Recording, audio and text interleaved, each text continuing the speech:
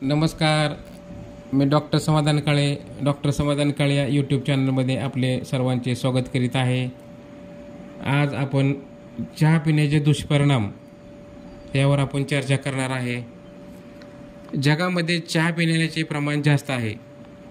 चहा हे गरम पेय असून ते उत्तेजक आहे. चहामुळे थकवा जातो आणि तरतरी येते. यामुळे चहाची सवय लागते आणि ही सवय तोडणे कठीण असते. चहामध्ये कॅफीन नावाचे अल्कलॉइड असते. कोकेनसारखीच या घटकाची म्हणजे कॅफीनची सुद्धा आपल्याला सवय लागते, कारण ते मज्जासंस्थेला उत्तेजित करते.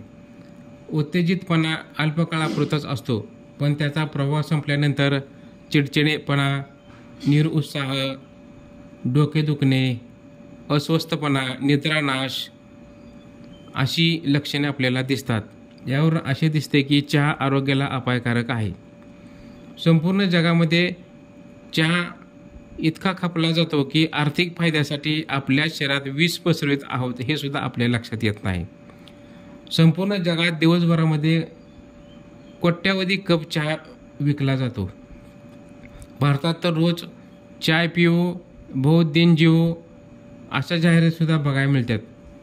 यामुळे चहा आरोग्याला चांगला आहे असा गैरसमज निर्माण झाला आहे.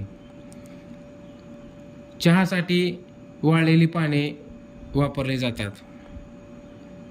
भारतामध्ये 1940पर्यंत चहा लोकप्रिय नव्हता. दुसऱ्या महायुद्धामुळे भारतात सुद्धा महागाई वाढली. दूध घेणे परवडत नाही, म्हणून लोकांनी चहा हा पर्याय निवडला.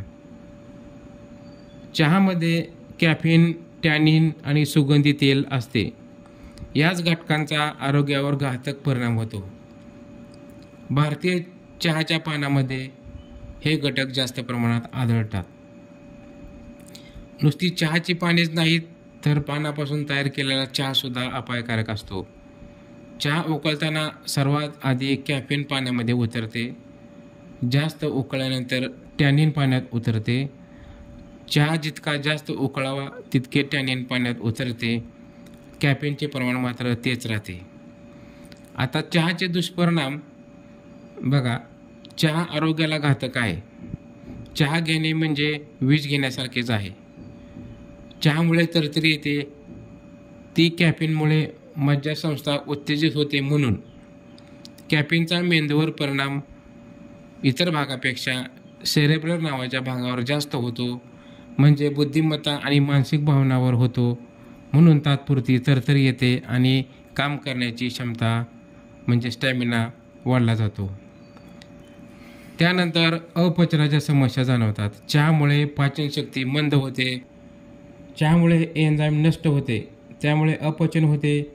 टॅनिनमुळे पोटामध्ये सुद्धा अन्नाचे पचन नीट होत नाही. पोटामध्ये गॅस निर्माण होतात, जुलाब होतात, बद्धकोष्ठता निर्माण होते, पोट साफ होत नाही, ॲसिडिटी वाढली जाते, जळजळ करणे, भूक न लागणे ह्या गोष्टी आपल्याला जाणवतात. मूत्रपिंड विकार म्हणजे किडनीचे विकार पण आपल्याला चहा पिण्यामुळे जाणवतात. चहामध्ये कॅफीन असल्यामुळे लघवीचे प्रमाण भरपूर प्रमाणात वाढले जाते, त्यामुळे किडनीवर ताण पडतो. चहामध्ये ऑक्झलेट नावाचे घटक असल्यामुळे मूतखडे होण्याची शक्यता जास्त प्रमाणात असते.